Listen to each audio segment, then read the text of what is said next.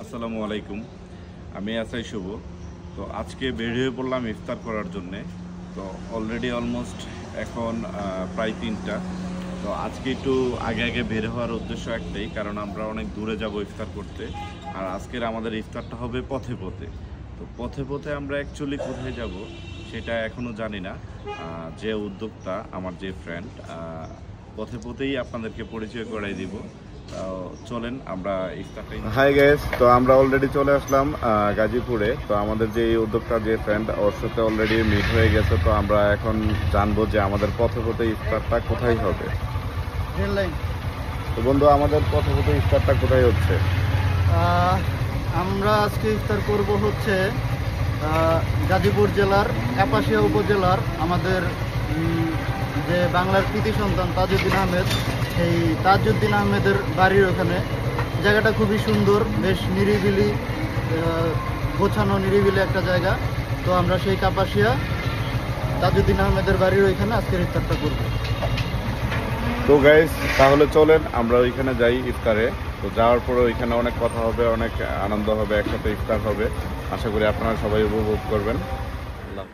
তাজউদ্দিন আহমেদ 1925 সালে 23শে জানুয়ারি গাজীপুর জেলা কাপাসিয়া থানা ধরধরিয়া গ্রামে জন্মগ্রহণ করেন।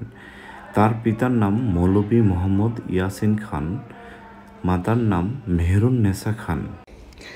তাজউদ্দিন আহমেদ 1948 সালে পূর্ব পাকিস্তানে ছাত্রলীগের মাধ্যমে সক্রিয় রাজনীতিতে অংশগ্রহণ করেন।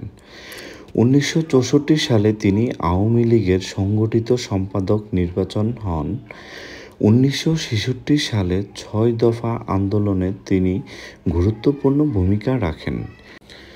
1970 সালে তিনি জাতীয় সংসদে সদস্য নির্বাচিত হন। 1971 সালে মুক্তিযুদ্ধ চলাকালীন তিনি প্রবাসী বাংলাদেশ সরকারের প্রধানমন্ত্রীর দায়িত্ব পালন করেন। স্বাধীনতার পর তিনি বাংলাদেশে অর্থনীতি হিসেবে দায়িত্ব পালন করেন। 1975 সালে 15ই আগস্ট বঙ্গবন্ধু শেখ মুজিবুর রহমানের হত্যাকাণ্ডের পর তাজউদ্দিন আহমেদকে গ্রেফতার করা হয়। 1975 সালে 23শে নভেম্বর ঢাকা কেন্দ্রীয় কারাগারে তাকে হত্যা করা হয়। আজ আমি আপনাদেরকে নিয়ে এসেছি বাংলাদেশের ইতিহাসে এক গুরুত্বপূর্ণ স্থানে। এই সেই বাড়ি যেখানে জন্ম নিয়েছেন আমাদের প্রথম প্রধানমন্ত্রী তাজউদ্দিন আহমেদ। এখানে এসে আমি এক অন্যরকম অনুভব করছি। মনে হচ্ছে যে আমি ইতিহাসের খুব কাছে চলে এসেছি। এই বাড়িটি আমাদের স্মরণ করিয়ে দেয় কিভাবে তাজউদ্দিন আহমেদের মতো মহান নেতা তাদের জীবন উৎসর্গ করে স্বাধীনতা এনে দিয়েছেন। এই বাড়িটির চারপাশে সবুজে ঘেরা পরিবেশ, যা এক শান্ত ও মনোরম পরিবেশ তৈরি করে। এখানে আসলে মনটা শান্ত হয়ে যায়। এই বাড়িটিতে আসলে আমাদের মুক্তিযুদ্ধের সময়ের কথা মনে পড়ে যায়। এই বাড়িটি আমাদের স্বাধীনতার সংগ্রামের প্রতীক। তাজউদ্দিন আহমেদ বাংলাদেশের ইতিহাসে এক উজ্জ্বল নক্ষত্র। তিনি ছিলেন আমাদের প্রথম প্রধানমন্ত্রী।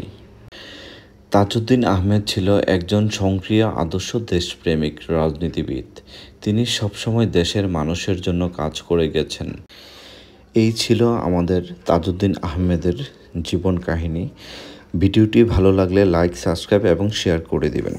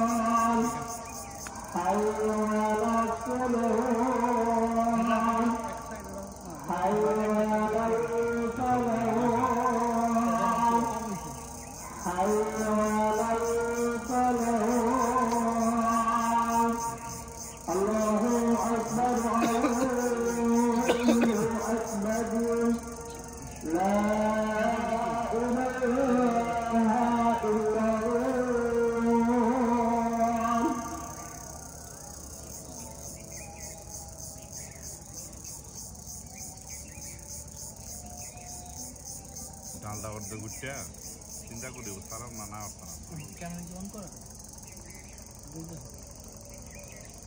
স্ট্যান্ড পাইছি না